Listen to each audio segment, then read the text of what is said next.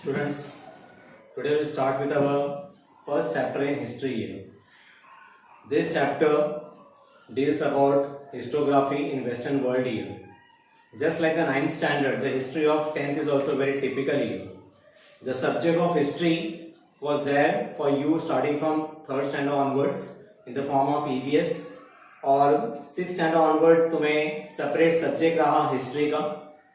अब 6 से लेके 8 तक हिस्ट्री में तुम्हें जो स्टोरीज था यहाँ पे regarding freedom struggle, stone age man, Maratha history and many something. 9th में तुमने एक बड़ा चेंज देखा कि हिस्ट्री में ऐसे भी टॉपिक्स डील होना स्टार्ट हो गया जो लगता था कि हिस्ट्री का नहीं है.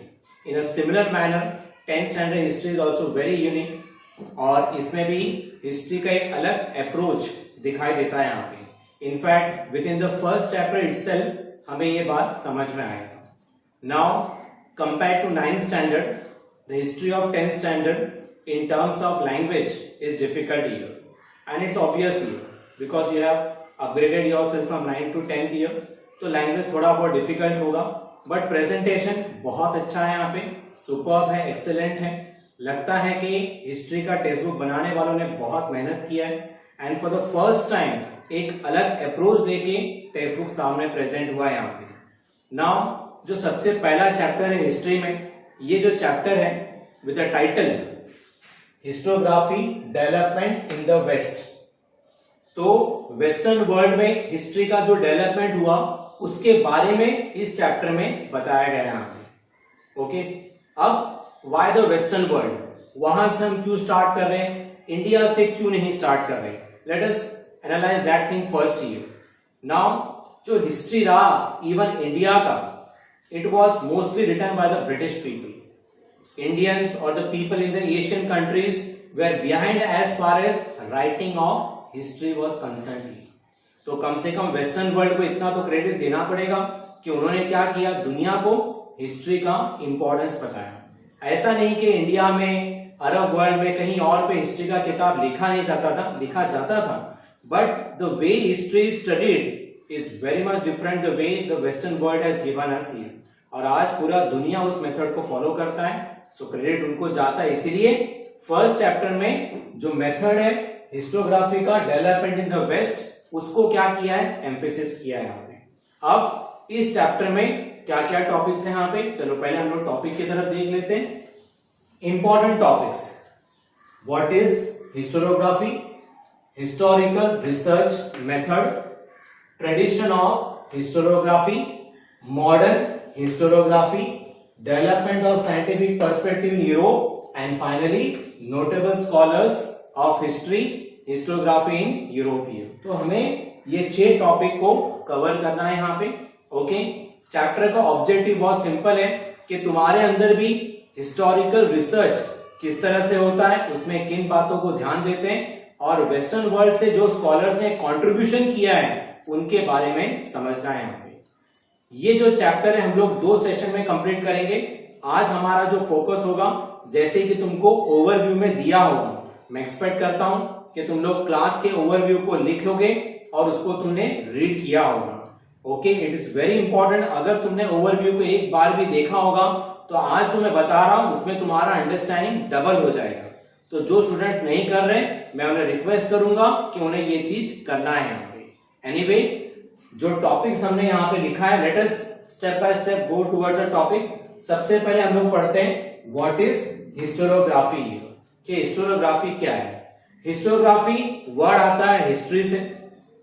अब हिस्ट्री ग्रीक वर्ड है जिसमें पास्ट का स्टडी होता है. अब हिस्ट्री का मतलब क्या, study of the past, coherent account of the past. जो भी इवेंट्स हुआ उसको तुम रिलेट कर रहे हो, प्रेजेंट कर रहे हो पास्ट का, that is called as what, history.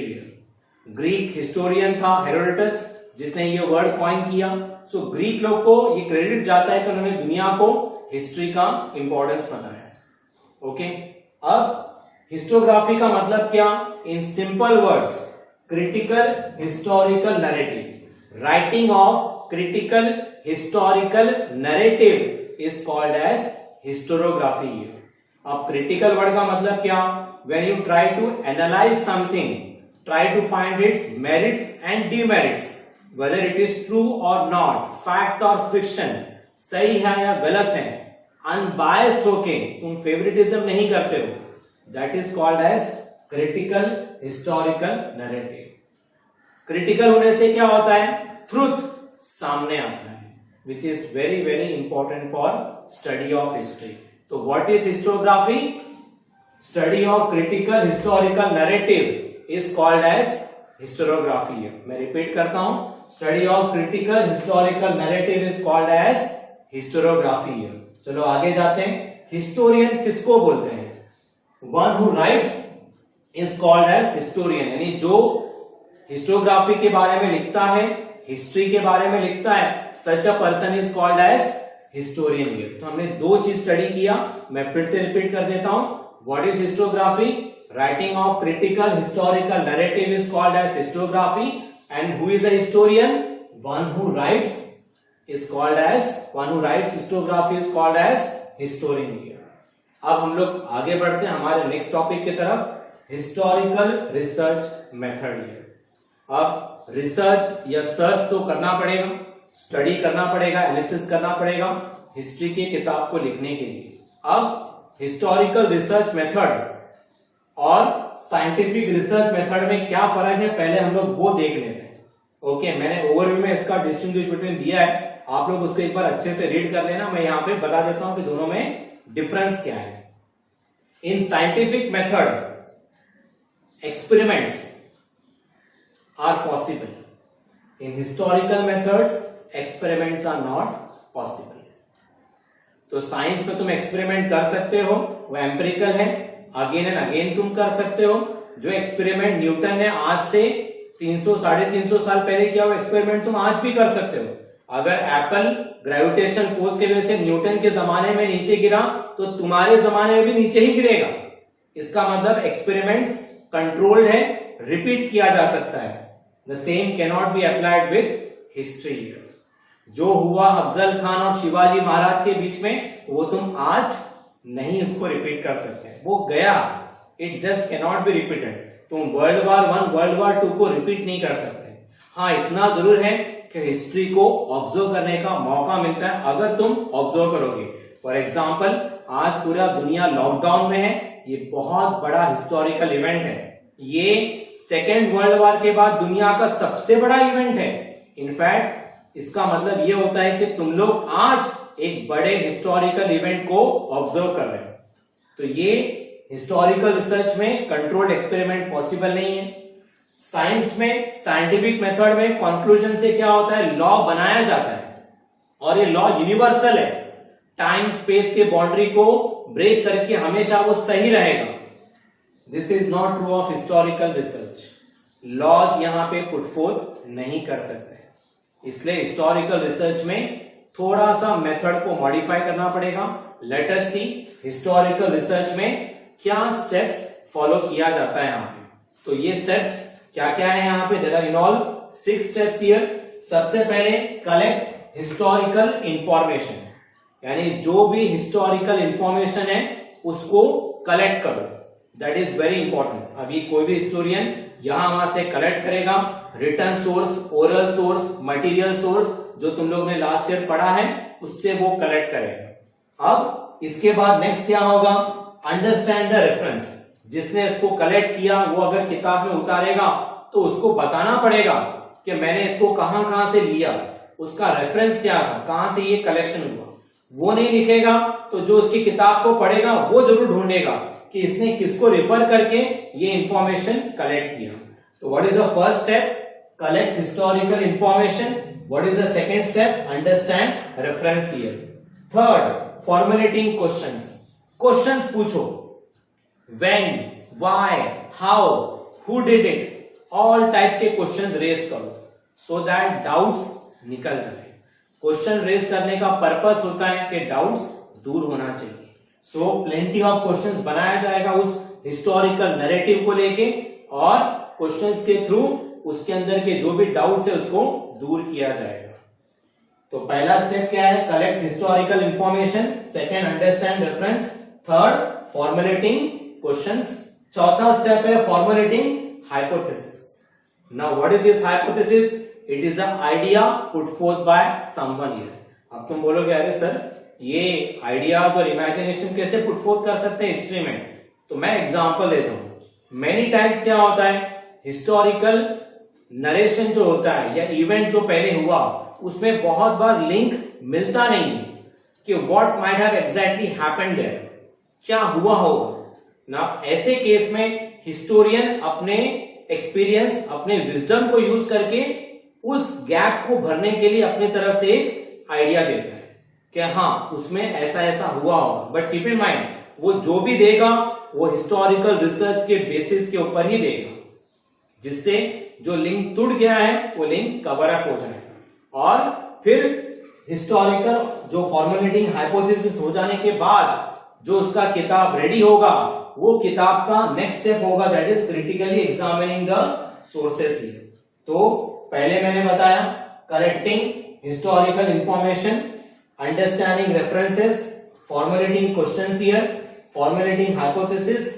अब ये सब पूरा होने के बाद उसने जो भी सोर्सेस लिया है, जितना भी रेफरेंस बताया है, दूसरे हिस्टोरियंस उसको क्रॉस चेक करेंगे, सभी एंगल से इंश्योर करेंगे कि ये करेक्ट है या नहीं, और लगा कि अगर ये गलत है तो उसको वहीं पे रिजेक्ट कर देंगे।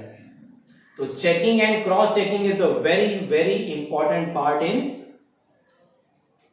हिस्टोग्राफिकल रिसर्च हियर। तो ये पांचवा स्टेप हो गया है। यहां पे मैं रिपीट करता हूं, collecting historical information, understanding reference, formulating questions, formulating hypothesis, critically examining the sources, और उसके बाद एग्जामिन रिलेवेंट रेफरेंसेस हियर। जो भी रेफरेंसेस दिया गया है यहाँ पे उसको एग्जामिन करो, उसको स्टडी करो। देखो जो भी सोर्सेस हैं, जो भी रेफरेंस है, उसको स्टडी एनालिसिस करना बहुत नेसेसरी है। इसके बिना मैटर हिस्ट्री में नहीं आ सकता। जो भी मैटर तुम्हारे टेक्स्ट बुक में हिस्ट्री में आया है उसको बहुत से लोगों ने सब अलग अलग वे से स्टडी किया। इनफैक्ट मैं बताता हूं कि हमारा जो किताब छपता है, the book that you people study refer करते हैं, पढ़ते हैं, उसको भी बहुत एनालिसिस किया गया है। चेकिंग क्रॉस चेकिंग करने के बाद उसका जो डाटा है उसको किताब में लाया गया है। तो ये पूरा 6 स्टेप हो जाने के बाद हिस्टोरिकल रिसर्च कंप्लीट होता है। मैंने जो तुमको स्टेप्स बताया है, ये ऐसा मत सोचो कि ये इसका फ्लो है, इसमें से कोई मेथड आगे पीछे हो भी सकता है यहाँ पे, बट ओवरऑल इन सब चीजों को फॉलो करना पड़ेगा। तो अभी हमने हमारा जो नेक्स्ट पार्ट है हिस्टोरिकल रिसर्च मेथड, उसको हमने अंडरस्टैंड किया। क्या क्या ध्यान में रखना पड़ेगा, collection of what historical information, reference को अंडरस्टैंड करो, क्वेश्चंस रेज करो, फॉर्मुलेट अ हाइपोथेसिस, एग्जामिन करो सोर्सेस को, रेफरेंसेस को, और उसके बाद ही हिस्ट्री के बातों को एक्सेप्ट करो यहाँ। तो ये हो गया हमारा हिस्टोरिकल रिसर्च मेथड का पार्ट। अब हम लोग नेक्स्ट स्टेप की तरफ जाते हैं यहाँ पे, that is about the role of experts. Lot of people history के अलग अलग बातों को स्टडी करते हैं, उनके पास बहुत सारा नॉलेज होता है, विजडम होता है। ये एक्सपर्ट्स के नॉलेज को यूज करने का ये अप्रोप्रिएट टाइम है यहाँ। अभी यहाँ पे एक्सपर्ट्स के पास क्या क्या रहेगा, दे में have knowledge of what script. उनको अलग अलग स्क्रिप्ट, जैसे कि मराठी का होगा, हिंदी का होगा, रोमन होगा, जो भी होगा, अलग अलग स्क्रिप्ट, अलग अलग जो लैंग्वेजेस हैं, इसके बारे में उनको नॉलेज रहता है। तो उनका जो नॉलेज है उसको यूज करके हिस्ट्री में जो भी बात तुमने पढ़ा है उसको चेक कर सकते हैं, क्रॉस चेक कर सकते हैं। Next thing, authenticate the documents. जो भी डॉक्यूमेंट्स तुम्हारे सामने आया, शायद 200 साल पहले, 300 साल पहले, 1000 साल पहले का आया होगा, कैसे ऑथेंटिकेट करेंगे? ऑथेंटिकेट मतलब वेदर इट इज करेक्ट और नो रॉन्ग ईयर। तो ऑथेंटिकेट करने के लिए तुम्हारे पास क्या क्या तरीका होगा? तुम लेटरिंग स्टाइल देख सकते हो, लेटर्स किस तरह से लिखा गया है, क्योंकि अलग अलग जनरेशन में लिखने का तरीका अलग अलग होता है। अभी एक्सपर्ट्स को पता है यहाँ पे, तो लेटरिंग जो स्टाइल होता है उसके बेसिस पे पता चलेगा डॉक्यूमेंट करेक्ट है या नहीं है। नेक्स्ट, ऑथर स्टाइल, ऑथर के लिखने का तरीका, उससे ही पता चलता है, क्योंकि हर राइटर का अपना तरीका होता है, हर पोएट का अपना तरीका होता है पोएम लिखने का। उससे पता चल जाता है कि ये ऑथर ने, इस पोएट ने इसको लिखा है या नहीं है, that is author style. Date, ये बहुत इंपॉर्टेंट थिंग है यहाँ पे, क्योंकि डेट आइडेंटिफाई किया जा सकता है। पेपर मटेरियल कौन सा यूज किया है, क्योंकि मटेरियल से तुमको पता चलेगा वो कितना साल पुराना है, क्योंकि अलग अलग दौर में लोग अलग अलग टाइप का मटेरियल यूज करते थे। इसके अपार्ट में स्टैम्प्स है, जो कि अलग अलग गवर्नमेंट्स किंग्स अपने टाइम पे रखते थे, डॉक्यूमेंट्स के ऊपर सील करते थे, उससे भी पता चल सकता है। यानी एक्सपर्ट्स का क्या बेनिफिट है, उनके पास नॉलेज है स्क्रिप्ट एंड लैंग्वेज का। हम लोग डॉक्यूमेंट्स को ऑथेंटिकेट कर सकते हैं with the help of what, lettering style, author style, date, paper, stamp etcetera. तो ये हो गया रोल ऑफ एक्सपर्ट्स। इसी के साथ साथ हम लोग को अलग अलग जो फील्ड होता है स्टडी का, डिसिप्लिन्स, उसका भी हमको बेनिफिट मिलेगा। यहाँ पे जो वर्ड यूज किया है डिसिप्लिन, ये वो डिसिप्लिन से अलग है जो टीचर तुमसे एक्सपेक्ट करता है यहाँ पे। ओके, टीचर जो एक्सपेक्ट करता है कि तुम डिसिप्लिन मेंटेन करो, वो होता है रूल्स को फॉलो करना।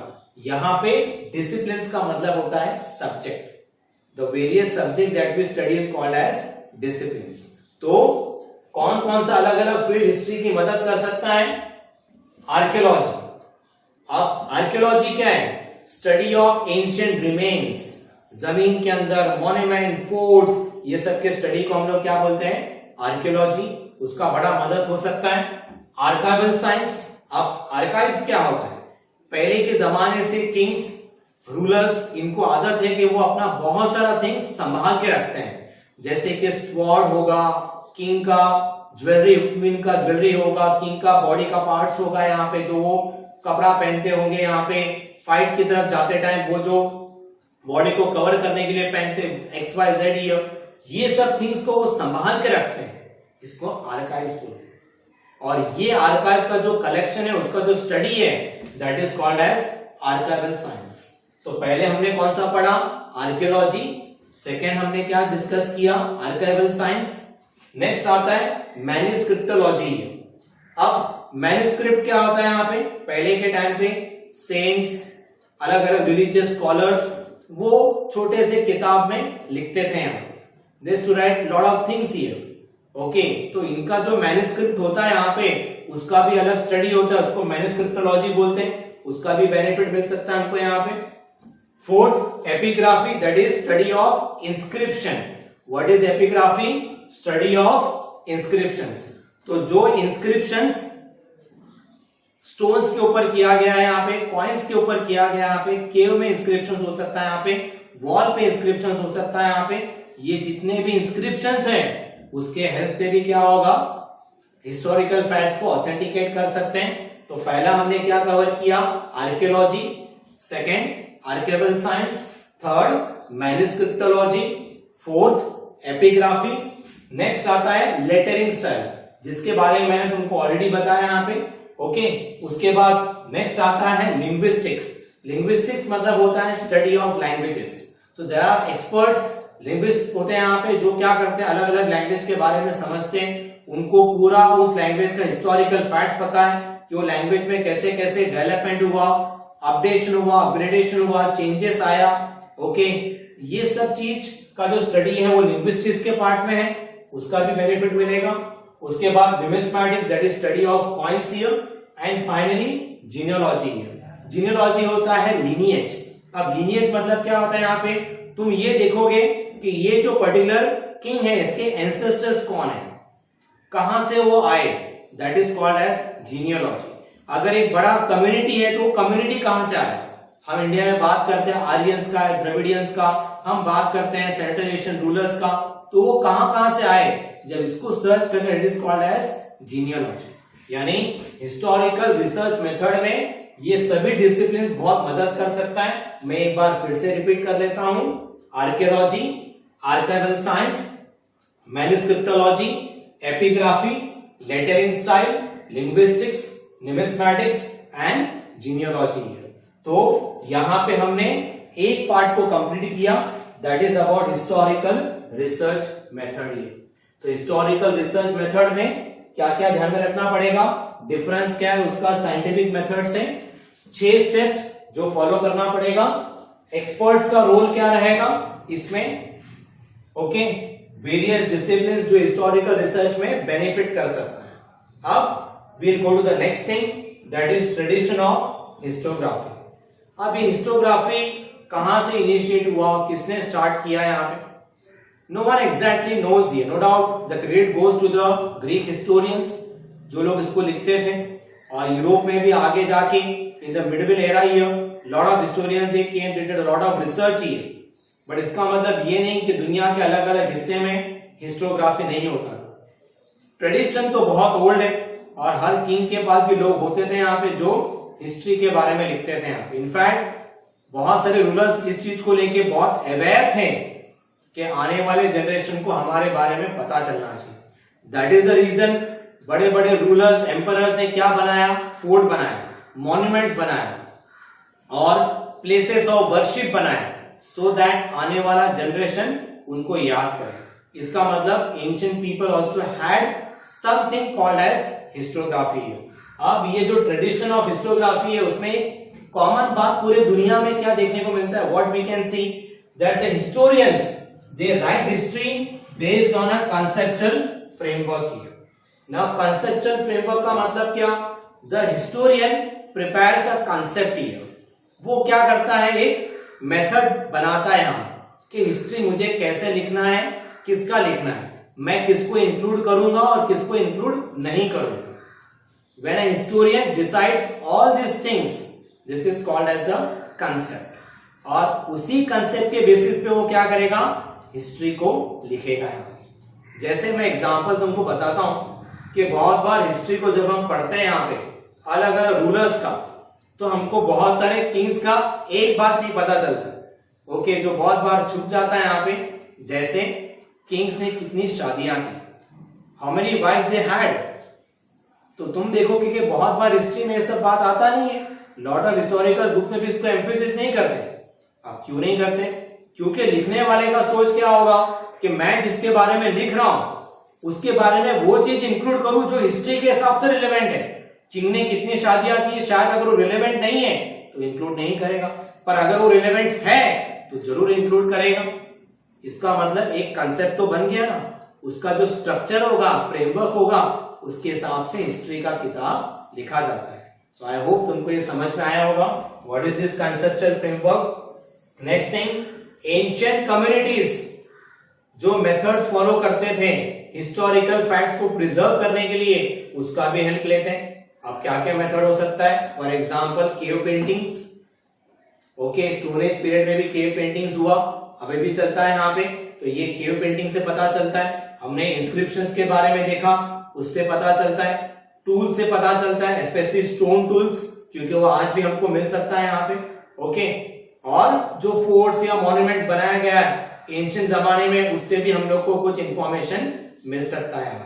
तो there are plenty of methods from ancient communities that too can be used in the histography. यानी ओवरऑल शॉर्ट में हमको ये पता चलता है that tradition of histography existed here.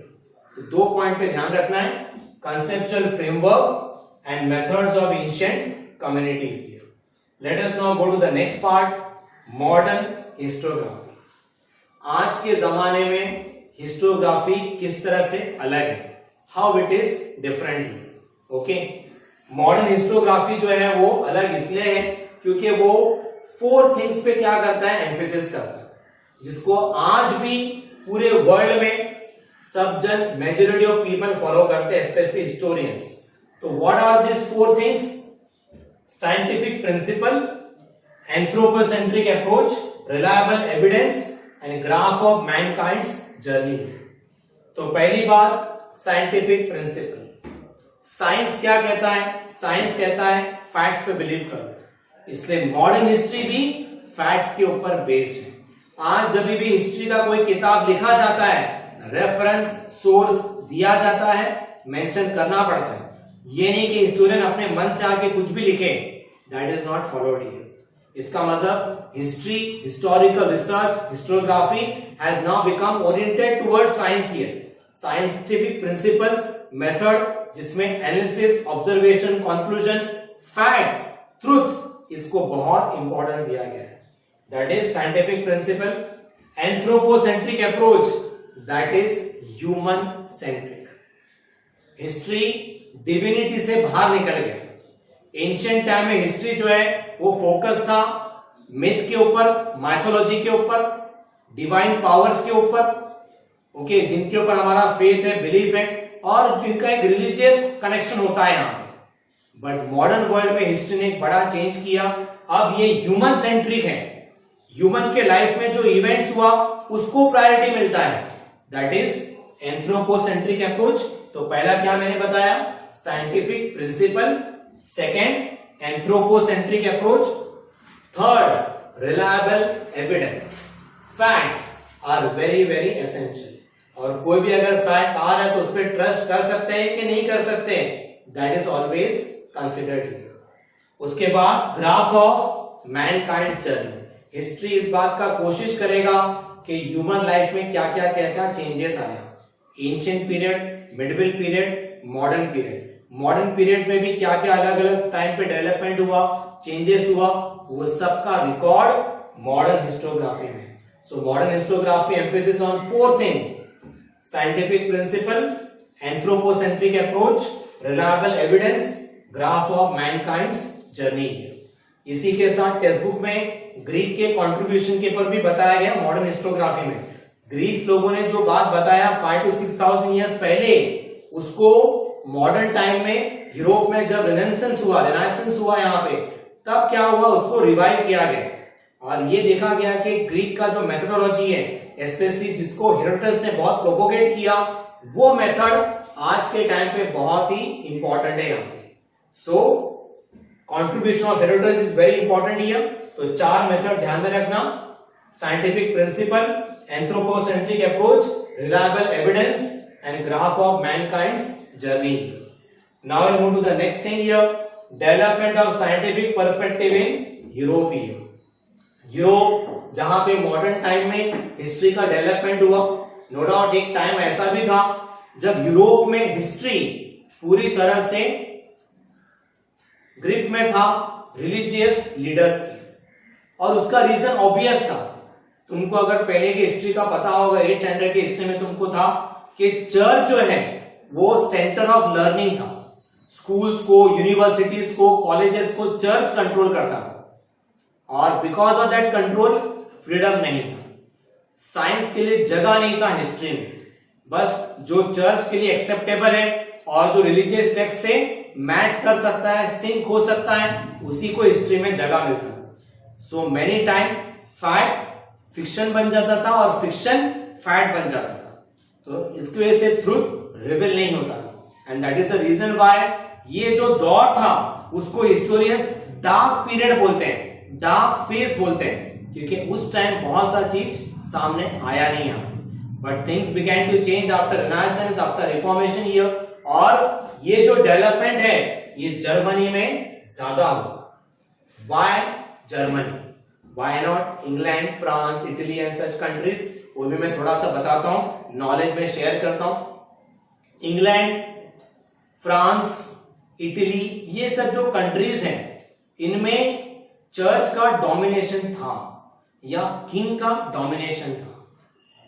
But Germany 19th century, specially in the 19th century, okay, वहां पे जब रिवाइवलिज्म हुआ, यहाँ पे रिफॉर्मेशन आया यहाँ पे, तो वहां के लोगों ने हिम्मत किया that we will go against the church. अगर तुमको याद होगा Martin Luther who protested against the authority of Roman Catholic church, और इसलिए मार्टिन लूथर और उसके फॉलोअर्स को प्रोटेस्टेंट्स डिक्लेयर किया गया, और क्रिश्चियनिटी आगे जाके दो ग्रुप में डिवाइड हो गया, रोमन कैथोलिक्स एंड प्रोटेस्टेंट्स। तो ये मार्टिन लूथर कहां से था, ये जर्मनी से था। तो जर्मनी में अलग अलग यूनिवर्सिटीज को फ्रीडम था, और उन्होंने हिम्मत दिखाया और अपने आइडियाज को पुट फोर्थ किया, डिक्लेयर किया कि हम रिलीजियस थॉट और ये व्यू से आइडिया नहीं करेंगे, हम अपने हिसाब से रिसर्च करेंगे, और उसी से एक नया डेवलपमेंट हुआ यूरोप में यहाँ पे। And this was very very important because this led the base of modern historiography. So scientific method आ गया, no place for divinity, divine, दिव्य, रिलीजियस बुक से जुड़ा हुआ, उसके लिए अब जगह नहीं यहाँ पे। और ध्यान में रखना पड़ेगा कि जर्मन यूनिवर्सिटीज का कंट्रीब्यूशन क्या था यहाँ। सो ये डेवलपमेंट्स हुआ है यहाँ पे। तो आज के सेशन में हमने जो जो पार्ट को कंप्लीट किया, एक बार मैं इसको रिवाइज करता हूं यहाँ पे इंपॉर्टेंट टॉपिक्स हमको क्या कवर करना है? What is historiography, historical research method, traditional historiography, modern historiography, development of scientific perspective in Europe and notable scholars. What is historiography? Critical writing of critical historical narrative is called as historiography. One who write is called as historian. ये definition ध्यान में रखना. Historical research method में scientific और historical में बड़ा difference. यहाँ पे रिसर्च पॉसिबल है, यहाँ पर पॉसिबल नहीं है. यहाँ पे लॉ यूनिवर्सल है, यहाँ पे लॉ बन नहीं सकता. कंसेप्चुअल जो स्टेप्स बताए यहाँ पे, ये तुमको चार्ट में आ सकता है एग्जाम में. स्टेप ध्यान में रखना पड़ेगा. Collecting of historical information, understand reference, formulating questions, hypothesis, examining the sources and relevant reference here. मैं एक बार फिर से बताता हूं कि जो मैं स्टेप्स बता रहा हूं इसमें से कुछ स्टेप्स आगे पीछे हो सकता है. कोई हार्ड एंड फास्ट रूल नहीं कि पहले ये करो फिर वो करो. कुछ जगह पे पॉसिबल है. यहाँ रोल ऑफ एक्सपर्ट्स, ये ध्यान में रखना पड़ेगा उनसे क्या मिलता है. स्पेशली ये ध्यान में रखना कि डॉक्यूमेंट ऑथेंटिकेट करने के लिए क्या चीज फॉलो होता है. Lettering style, author style, date, paper and stamp, क्योंकि ये भी कंप्लीट द कंसेप्ट चार्ट में आ सकता है.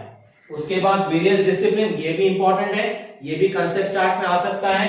Archaeology, archival science, manuscriptology, epigraphy, lettering style, linguistic, numismatics, genealogy. उसके बाद ट्रेडिशन ऑफ हिस्टोग्राफी कैसे डेवलप हुआ, conceptual framework, contribution of ancient communities, उनसे क्या क्या आया. Modern historiography, very very important 4 steps. Scientific principle, anthropocentric approach, reliable evidence, graph of mankind's journey. उसके बाद development of scientific perspective in Europe, जिसमें scientific method कैसे develop हुआ, divinity को साइड ट्रैक कर दिया. और जर्मनी में यूनिवर्सिटीज, स्पेशली द गॉटेनबर्ग यूनिवर्सिटी, ऐसे यूनिवर्सिटीज ने अच्छा कंट्रीब्यूशन किया. तो यहाँ पे हमारे हिस्ट्री के चैप्टर 1 का फर्स्ट पार्ट एंड होता है. सेकेंड पार्ट हम लोग कल देखेंगे यहाँ पे नेक्स्ट सेशन में. मैं रिक्वेस्ट करूंगा कि मेरे सेशन के बाद ओवरव्यू को फिर से रीड करो, उसके बाद टेक्स्ट बुक को रीड करो. वहां पे अगर कोई डिफिकल्टी अराइज होगा तो तुम मुझे इसके बारे में इंफॉर्मेशन दे सकते हैं यहाँ पे. Thank you.